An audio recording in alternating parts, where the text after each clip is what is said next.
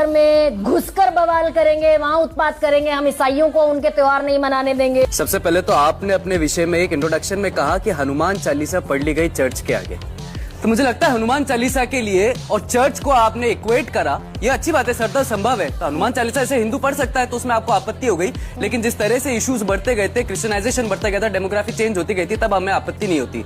दूसरी बात, आपने एक गलत फैक्ट कोट करा है कि सुप्रीम कोर्ट ने स्टे कर दिया आदेश को, और सुप्रीम कोर्ट के स्टे पे आपने कहा कि सुप्रीम कोर्ट से नो, लेकिन उसी आदेश के अंदर में सुप्रीम कोर्ट ने क्या कहा आप वो पढ़ना भूल गए। सुप्रीम कोर्ट ने कहा it is permissible for the authorities, that means it was not a mandatory stay, it was an interim stay during the argument, लेकिन आपने उसको पूरा कैलकुलेट गलत कर दिया।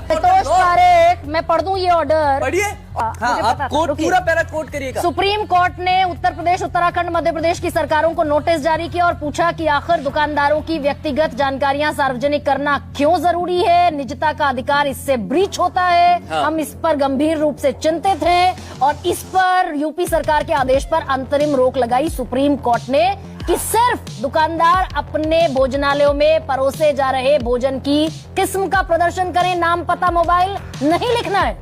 हो गया गरिमा जी। अब आप जो कर रही है वो है judgement analysis. You are not quoting the word by word of the Supreme Court verdict, and I am from your show quoting the word by word from the Supreme Court verdict. और इसलिए मेरी बात को आप गंभीरता से लीजिए।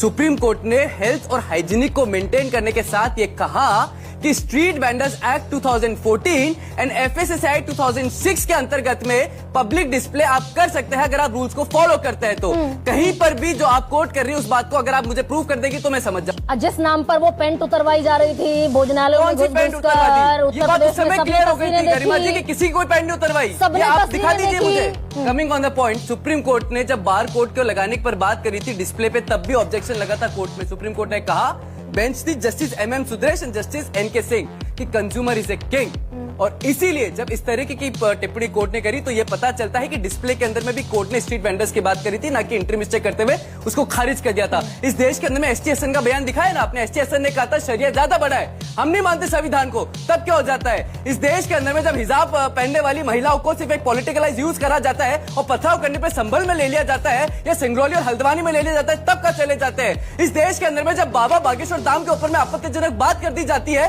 तब का भारत का संविधान चला जाता है।